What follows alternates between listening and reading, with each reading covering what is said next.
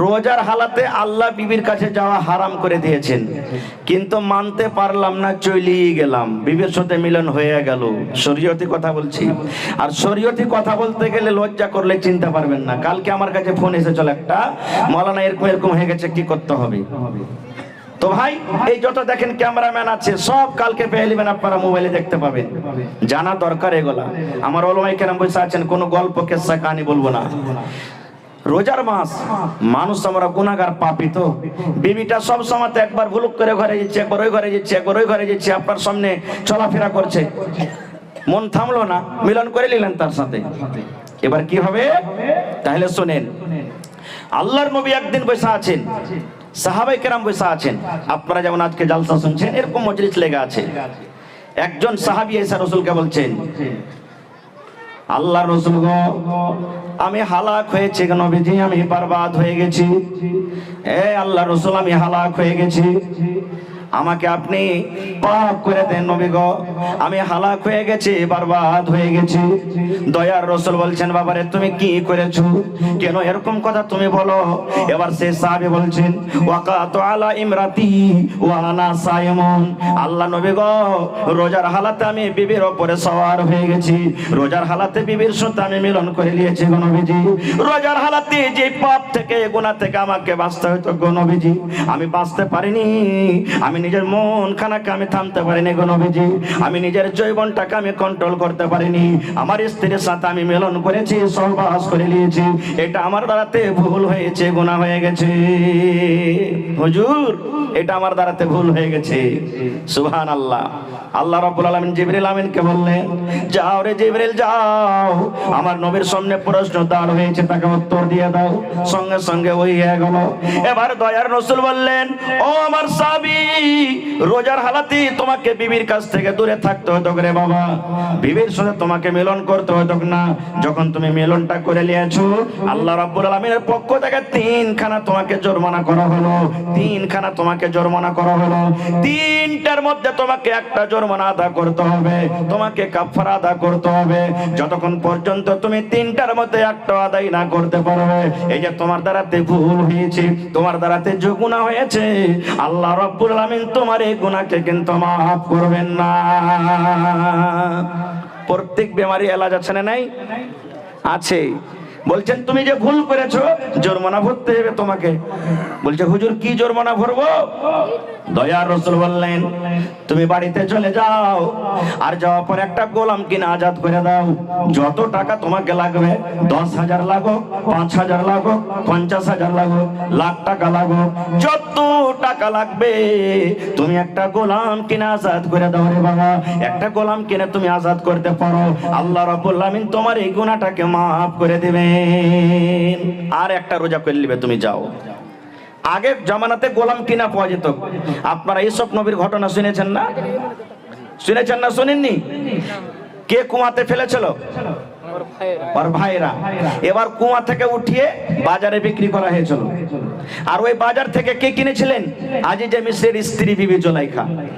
তো এমন যখন যেমন গরু বিক্রি করা হয়, গোলাম বিক্রি হতো তখন। তো বলবেন, হাজি মাওলানা এখন যে গোলাম নাই তো কি করব? এখন গোলাম কি কিনা পাওয়া যাচ্ছে? নেই। এটা বাদ হয়ে গেল আমাদের জন্য। সেই সাহাবীর কথা শুনেন। এবার সেই সাহাবী বলছেন, ইয়া রাসূলুল্লাহ, আল্লাহর নবী গো, আপনি গোলাম কিনতে বললেন গো নবীজি, কিন্তু আমি একটা গরিব মানুষ, আমার কাছে টাকা নাই যে আমি গোলাম কিনা আজাদ করব। আমি একটা গরিব মানুষ, আমার শক্তি নাই যে আমি একটা গোলাম কিনা আজাদ করব।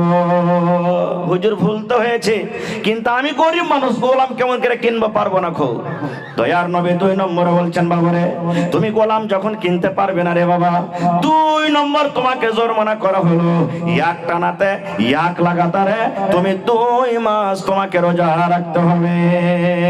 কয় মাস? 2 মাস।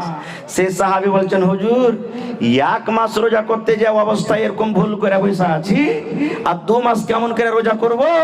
না, এটাও পারবো না, সম্ভব নয় আমার দ্বারাতে। দয়ার রাসূল বললেন, বাবারে 3 নম্বর তোমাকে জরিমানা করা হলো, বাড়িতে তুমি চলে যাও আর 60টা মিসকিন ফকিরকে তুমি খানা খাইয়ে দিও। তুমি 60টা মিসকিনকে খানা খাইয়ে দিও, 60টা ফকিরকে তুমি খানা খাইয়ে দিও। 60টা মিসকিনকে তুমি যদি খানা খাইয়ে দাও, আল্লাহ রাব্বুল আলামিন তোমার এই গুনাহকে maaf করে দিবেন। এটা করতে পারবেন নাকি? 60টা মিসকিনকে খাওয়া এখন কোনো বড় কথা নাই, কিন্তু হ্যাঁ মিসকিনও ঢুঁড়তে হবে আপনাকে, মালদারকে খাওয়া চলবে না। হ্যাঁ মিসকিন খুঁজা খুঁজা খাওয়াইতে হবে ফকিরকে। এবার সে সাহাবী বলছেন, হুজুর এটাও পারবো না, নিজে খাইতে পাই না তো 60টা মিসকিনকে কেমন করে খাওয়াবো? হাদিসের কথা গল্প নয় রে ভাই, হাদিসের কথা বলছি। বলছে হুজুর এটাও পারবো না। তো রাসূল বলছেন, তাহলে আর কি বলবো, তুমি বসো। ইয়াতির মধ্যে একটা লোক এক বস্তা মানে 1 বোরা খাজুর নিয়ে চলে এসে নবীকে দেওয়ার জন্য, যে রাসূল আমি এই খাজুর এনেছি, আপনি খাজুরটা নেন আর যা ইচ্ছা আপনি তা করেন। এবার রাসূল বলছেন, আইনা সাইল, এই সাইল কোথায় রে, দাঁড়াও। সে দাঁড়িয়ে গেলেন। এবার দয়ার রাসূল বলছেন যে এই খাজুর তুমি লাও আর এই খাজুর লিয়া তুমি 60টা ফকিরকে মিসকিনকে তুমি বেটা দাও গা, যাও যাও, তুমি পারবে না, গরিব মানুষ, তোমাকে খাজুরটা দিলাম, এই খাজুরের বড়াটা নিয়ে 60টা ফকিরকে তুমি খানা খাইয়ে দিবে। এবার সেই সাহাবীর কথা শুনেন। এবার সেই সাহাবী বলছেন, আল্লাহ নবী গো, কাকে খাজুর দিয়ে বেড়াবো গো নবীজি? আমার মনে হয় এই গোটা মদিনাতে যদি বাড়িতে বাড়িতে খবর না হয়, তাহলে আমার থেকে বড় মিসকিন ফকির আর মদিনাতে পাওয়া যাবে না। সব থেকে বড় মিসকিন ফকির তো আমি, কাকে দিয়ে বাড়াবো? রাসূল তার কথা শুনে একটু মুচকি মেরে হাসলেন, আর হাসা পর বলছেন, যাও তুমি তোমার ছেলে পেলে নিয়ে খেয়ে নিও। হাদিসটা বলার উদ্দেশ্য, যদি এখনো এরকম কোন মানুষের কাছে গুনাহ হয়ে যায় বা হয়ে থাকে, ভাই 3টার মধ্যে আপনাকে জরিমানা আদায় করতে হবে। একটাও গোলাম তো নাই ভাই, 2 মাস একটানা রোজা করতে হবে, আর না হলে 60টা মিসকিনকে খানা খাওয়াইতে হবে, আর রোজাটা কিন্তু কাজা করতে হবে, রোজাটাকে পুরা করতে হবে। এটা হলো কি আপনার জন্য জরিমানা। ভাই আমার, তাহলে এটা শরীয়ত ফয়সালা করে দিয়েছেন, যাকে আমাকে আপনাকে মানতে হবে। আমি বেশি এদিক ওদিক কথা বলবো না, আর একটু আগে চলেন। তো ইফতারির মধ্যে কোন জিনিসটা দিয়ে আপনাকে ইফতারি করতে রাসূল বলেছেন যে নেকি বেশি পাইবেন? রাসূল বলেছেন, রে আমার উম্মতের দল, তোমরা সারা দিন রোজা রাখবে, রোজা রাখার পর তুমি বিসমিল্লাহ বলে খাজুর খেয়ে তুমি ইফতার করো। কি দিয়ে ইফতার করবেন? খাজুর খাবেন। আপনার সামনে ঘুগনি রাখা আছে, প্রথমে আপনাকে ঘুগনি খেতে হবে না, কচুরি রাখা আছে খেতে হবে না, সস রাখা আছে খেতে হবে না, কেলা রাখা আছে খেতে রাখা হবে না। দয়ার নবী বলেছেন, উম্মত রে, যখন তুমি ইফতার করবে, ইফতারের টাইমে ইফতারের সময়তে বিসমিল্লাহ বলে তুমি ইফতার করবে। যখন তোমার ইফতারি করা হয়ে গেল, তখন তোমার যে শরবত আছে, তোমার বাড়িতে জুস আছে, তোমার বাড়িতে পানি আছে, তখন তুমি পানি পান করো, দিয়া তখন এই দোয়াটা পড়ো, যাহাবাজ জামাউ ওয়া বিতাল্লাতিল উরুকু ওয়া সাবাতাল আজরু ইনশাআল্লাহ। এই যে আমরা আগে একটা দোয়া পড়তাম, আরে ইফতারির টাইম হয়ে গেছে, পড় আল্লাহুম্মা লাকা সুমতু ওয়া আলা রিজকিকা আফতারতু। বেশিরভাগ মানুষের এটা মুখস্থ আছে, কিন্তু এটা সহিহ দোয়া ভাই, এটা পড়িয়েন না। কো বিসমিল্লাহ বলে ইফতার করবেন, কোনো দোয়া পড়তে হবে না, শুধু বিসমিল্লাহ।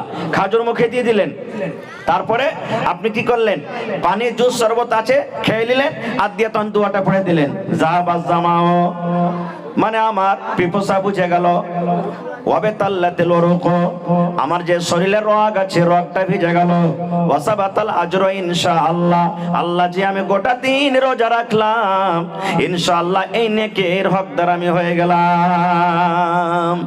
তারপরে আপনার সামনে যা আছে তখন আপনি যা মন লাগে তাই খান, কেলা খান, রুটি খান, ভাত খান, ঘুগনি খান, সস খান, যা আপনার মনে লাগলো তা খান, কিন্তু সুন্নাত তারিকা হলো খাজুর। এবার বলবেন, মাওলানা প্রত্যেকদিন খাজুর খাই ইফতার করে, হঠাৎ করে বিবি বলেনি বাড়িতে যে খাজুর নাই, খাজুর শেষ হয়ে গেছে, এবারে কি করব? যে মাওলানা রাস্তাতে আমি চলছি, বিস্কিট পকেট আছে, কিন্তু আমার কাছে খাজুর নাই, আমি রাস্তা থেকে বাড়ি বাড়ি আসছি, মার্কেট থেকে বাড়িতে আসছি যে মাওলানা, কিংবা ট্রেনে আমি বসে আছি, বসে আমি বসে আছি, আমার কাছে খাজুর নাই, তাহলে ওই সময়তে কি করবো যে মাওলানা? দয়ার রাসূল বলেছেন উম্মত রে, যদি তোমার বাড়িতে খাজুর না থাকে, তোমার যদি খাজুর তোমার সাথে না থাকে, কিংবা খাজুর যদি শেষ হয়ে থাকে, তোমার কাছে পানি আছে রে উম্মত, বিসমিল্লাহ বলে তুমি পানি খেয়ে ইফতার করো, আর পানি খেয়ে ইফতার করে তারপর তোমার যেটা যা আছে সেটা তুমি খাও।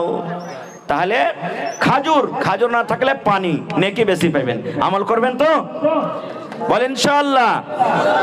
আর একটা কথা বলি, ইফতারি যখন করতে বসবেন, ঘড়ি দেখে, আমরা তো লাট সাহেব বেশিরভাগই মানুষ, আবে টাইম আছে এখানে বসছি, থাম, মেসোয়াক ঘষবো, এদিকে যাবো ওদিকে যাবো এদিকে যাবো, তারপরে তখন দেখবো 1-2 মিনিট সময় থাকবে, তখন তাড়াহুড়া করে বসতে যাবো। না রে ভাই না, ইফতারি আপনি করতে বসবেন, 10 মিনিট কম করে আগে বসেন, 5 মিনিট কম করে আপনি থালা নিয়ে বসে যান।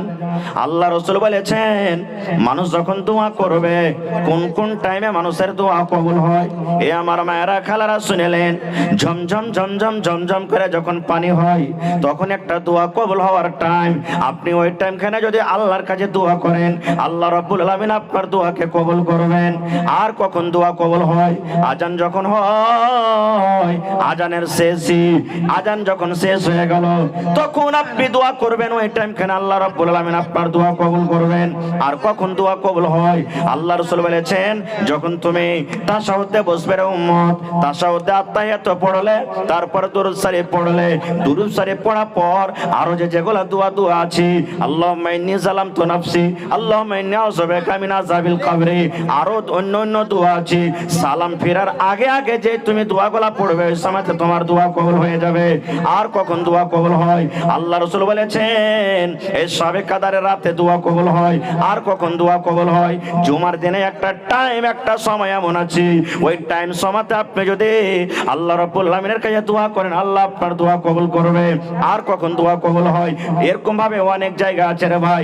এই করতে করতে রাসূল বলেছেন, উম্মত রে, যখন তুমি ইফতার করতে বসবে, ইফতারি করতে বসবে, ইফতারি করার আগে আগে তোমার মুখ দিয়ে যে কথাটা বের হবে, ইফতারি করার আগে যদি তুমি আল্লাহর কাছে কোনো দোয়া করো, আল্লাহ রাব্বুল আলামিন ওই টাইমখানে তোমার দোয়া কবুল করবেন। ইফতারি করার আগে, কেমন কথা? আচ্ছা বলেন তো, আজকে 5:56 আপনি ইফতার করেছেন নাকি? জি। এবার ঘড়ির দিকে আমরা দেখি, মোবাইল সবার কাছে আছে, যতক্ষণ 56 না হবে আমরা কি ইফতারি করব? জি না। করব? জি না। করব না। কেন? কার ডরে করি না? আল্লাহর ডরে। কারণ টাইমের আগে ইফতারি যদি করি তো রোজা হবে না, নাকি? সুবহানাল্লাহ। রে মুসলমান, এ আমার মায়েরা খালারা শুনেন, আপনি ইফতারি থালি নিয়ে 5 মিনিট আগে বসে গেছেন, 10 মিনিট আগে বসে গেছেন, আপনার সামনে কত সুন্দর শরবত রাখা আছে, গোটা দিন রোজা রাখলেন, পিপাসা লেগেছে, কলিজা শুকিয়ে গেছে, আল্লাহরি হাতখান যদি আপনি বাড়ান, গিলাসটা নিয়ে আমি পাঠ করতে পারবেন।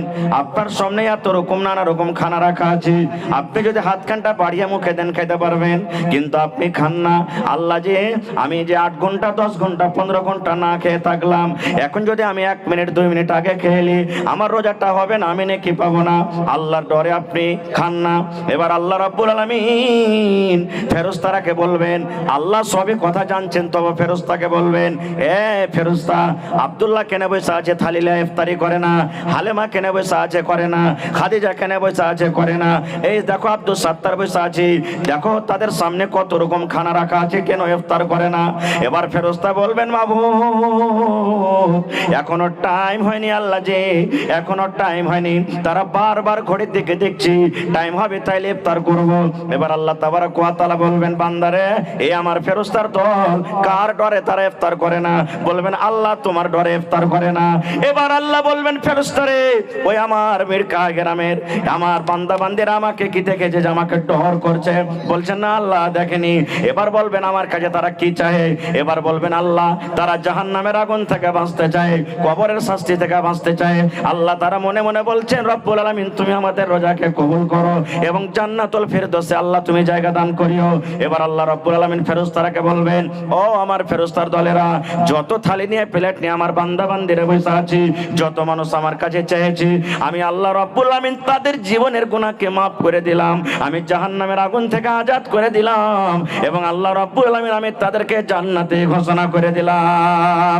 নারে তাকবীর। দেখলেন? একটু রুকে যাও, আব্দুল মান্নান সাহেব अच्छा एक लेखा रखें 10 मिनट, तक हम दुआ करछी। मैक में थोड़ा आवाज बढ़ाइए ना, हो एक तो आवाज बड़ा बढ़ाओ भाई, बक्सर आवाज गला बढ़ाओ। तो भाई আমার তাহলে শিখে নিলেন, কোশিশ করবেন যে আমি একটু আগে বসবো, তাহলে এই ফজিলতটা আপনি পাবেন। আর একটু আগে চলেন। এবার আল্লাহ তাবারক ওয়া তাআলা আমাদেরকে রোজা দিয়েছেন, রোজা রাখতে কষ্ট হয় না? হয় না? একটু বলেন, কষ্ট হয় কি হয় না? হয়। আপনারা বলবেন, হাজি মাওলানা আল্লাহ কেন কষ্ট দিয়েছেন আমাদেরকে এক মাস? আল্লাহ কষ্ট দিয়েছেন কেন? এক মাস একটানা রোজা রাখা মামুলি কথা নয় ভাই। কেন দিয়েছেন? আল্লাহর কি উদ্দেশ্য আছে? প্রত্যেক কাজে আল্লাহ তাবারক ওয়া তাআলার উদ্দেশ্য আছে। এই যে আজকে ম্যাক বাজছে, উদ্দেশ্য আছে যেন কথাটা জোরে হয়। আছে না? আছে। আজকে আপনারা বসে আছেন, জালসা শুনবো, দান করব, মসজিদ বানাবো, নেকি পাবো, জান্নাত যাবো, উদ্দেশ্য আছে না? নাই। আল্লাহ জমিন দিয়েছে, চলাফেরা করব, বাড়ি বানাচ্ছে, উদ্দেশ্য আছে, ছেলে মেয়ে না থাকবো। একটা গায়ে কিনছেন আপনি 50,000 30,000 উদ্দেশ্য আছে, দুধ হবে, ছেলে মেয়ে নিয়ে খাবো। তবে আল্লাহ রাব্বুল আমিন কেন রোজা দিয়েছেন কোনদিন চিন্তা ভাবনা করেছে? না। রোজা না রোজা বাপ দাদারা করে এসেছে, আমরাও করছি, কি হবে না হবে জানার আমাদের নাই।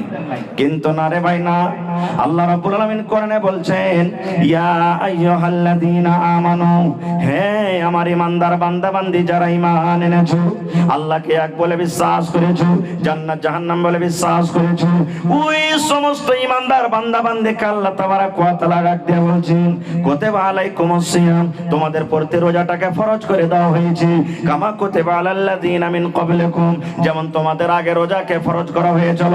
তোমরা এটা মনে মনে চিন্তা করিও না আল্লাহ শুধু আমাদের প্রতি রোজাটাকে ফরজ করেছেন, আল্লাহ শুধু আমাদের প্রতি জুলুম করেছেন। আল্লাহ বলেন, বান্দা বান্দিরা, আমি আল্লাহ শুধু তোমাদেরকে রোজা দান করিনি, তোমাদের আগে যত নবী এসেছিলেন সমস্ত নবীকে আমি রোজা দিয়েছিলাম। কেন রোজা দিলাম? কেন রোজা দিলাম? রোজা দেওয়ার উদ্দেশ্য কি?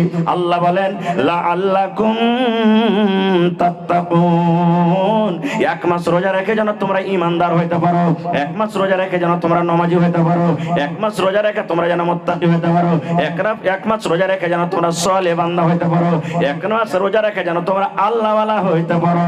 এই জন্য আল্লাহ বলেন, বান্দারে আমি এই জন্য রোজা দিলাম যেন তোমরা মুত্তাকি